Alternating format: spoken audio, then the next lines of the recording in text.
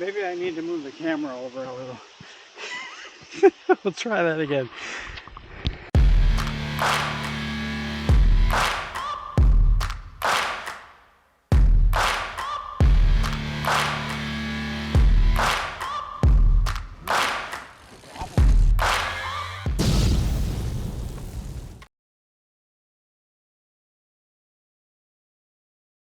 Hello, welcome to my channel. We are going to talk about cornering today and just a few easy to remember steps. I'm going to try to do this in these steps and you should be able to get it. Now this kind of cornering isn't your traditional seated weaving through a single track, which pretty much everybody knows how to do because it's basically riding a bike, right? This is going to be more aggressive cornering. Like if you want to just rail a turn fast and keep your bike under control and make the turn without overshooting the corner. A couple of things on this is when you're learning how to corner, we're going to start right here on the pavement in this cul-de-sac. We're not going to go out and hit the trail right away. So you want to get these principles down and feel pretty comfortable with them. A second thing that I want to mention is when you do get out on the trail, don't just go blasting into a corner as fast as you can and try these techniques. You want to brake before you get into the turn.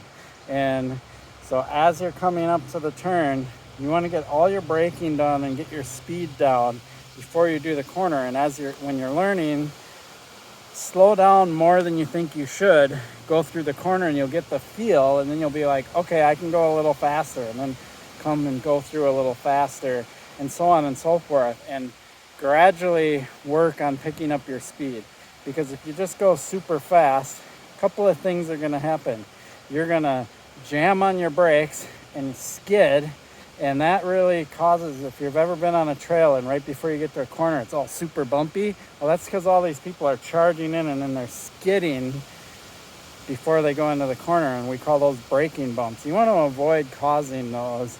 And if there are braking bumps and you skid through that, you're not going to get much stopping power because you're going to be bouncing through these braking bumps and stuff. So you want to get your speed down before you get into the turn. And when you're learning, slow down more than you think you should. Work on your technique. And as you feel that you can start going a little faster, then pick up speed a little bit. Do it again. And you will develop this kind of memory of how fast you can go and so on and so forth. Another big pointer, and I've talked about this many times, look forward, look through the turn. Don't look down in front of your front wheel. You want to be looking forward, and if the turn is going, you want to turn your head and follow the turn before you get there, because that's going to turn your shoulders and your bike to get you through the turn. So I'm going to talk about the form on your bike, but keep these things in mind. Looking forward, looking through the turn, looking at the exit, because then everything will fall into place from there. If you're looking down at your front tire, you're going to have surprises. The turn's going to get tighter, or something's going to be there, like a tree or a rock that you're going to lean into or something. So you need to look forward so you can pick that line. I do have a video about picking a line up there if you want to check it out. And another big prerequisite is knowing how to stand on your bike comfortably, because you will be standing when you do aggressive turns, not seated on the saddle. So dropping the post, standing, getting into the turn. Okay, now let's talk about these steps. Let's get into it. The first couple steps here are about body position. So pedals level to the ground, right? So seat down, pedals level to the ground, and I want you to see this. Step one, you should be able to just freely move the bike around. You should feel really comfortable out of the saddle, moving the bike around, right? I just did a corner right there. So that is step one. Step two, still in body position right here, we're talking about. You want your weight equally distributed between your front and rear tires.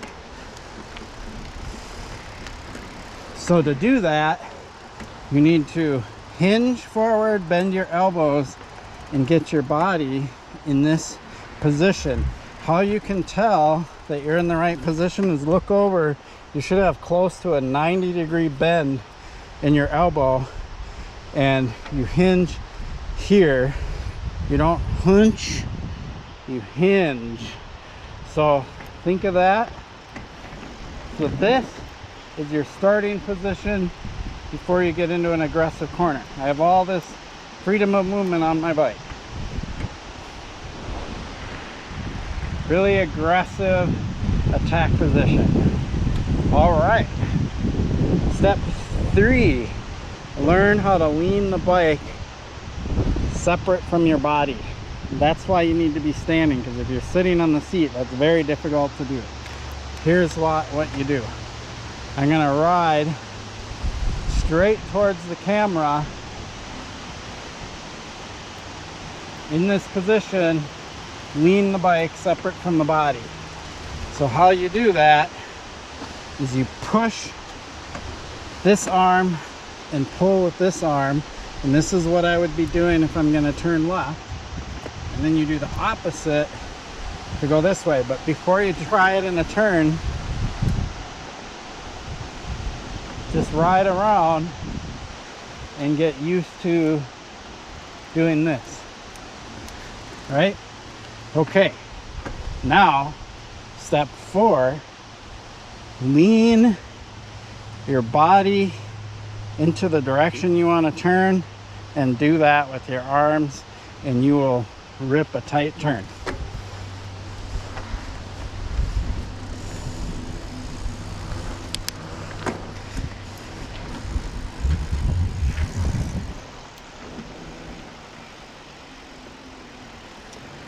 Let's go left.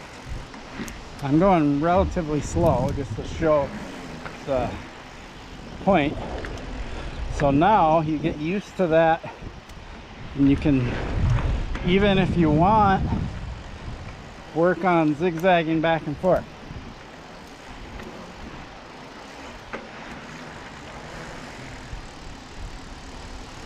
So that's basically it in a nutshell. You want to keep your body, you do a little bit of lean, but you keep your body more perpendicular to the ground than the bike. The more you lean the bike, the sharper it's going to go.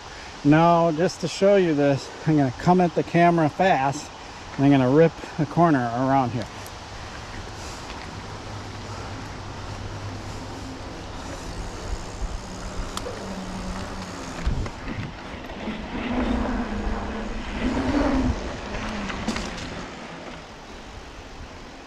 So let's go left.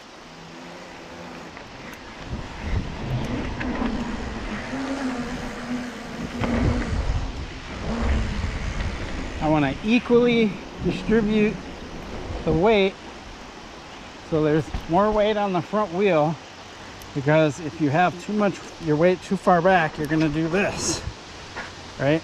Slide out. You don't want that. So get in that really aggressive attack position, get your weight evenly distributed between front and rear wheel. Cool. So you will have one direction that you're more comfortable with than the other. So if you have a weak side, practice that a bunch and get good at it. But like, I tend to turn left better than I turn right. Why, I have no idea. I do have right pedal forward. That might be the reason. I don't know, but I do know when I do a turn, my outside pedal tends to go down, because I like to push down into the ground to help the tires bite more. That's like kind of, as you get more advanced and better at this, you can learn how to push down with your outside leg and plant the bike better. And for me, my cranks go perpendicular, and then as I upright the bike, I get my cranks back to parallel to the ground. Very comfortable habit of mine that I've developed over many years. One of the primary reasons why I like to do that with my cranks is in case I ever need to take a foot off, then this leg is already in the down position, and I can just take my foot off. So as I'm putting pressure, and I can get even more lean if I have to kind of finish off a corner. I only take my foot off if I've overcooked the corner or I've gone too fast and I just didn't really plan for it. But it's like my emergency back out, or if I start to slide, I can put my foot down and catch my fall so I don't fall. So that's why I push this outside pedal down. I don't keep them parallel to the ground in that attack position. I go down to go to the right, and then down on this side to go to the left. So outside pedal down. That's kind of as you get more advanced and better at cornering. For the learning phase, you can kind of keep them level to the ground. Awesome. So you will be better at one direction than the other. So just practice, practice, practice. All right, let's do a couple of trail turns and end this video.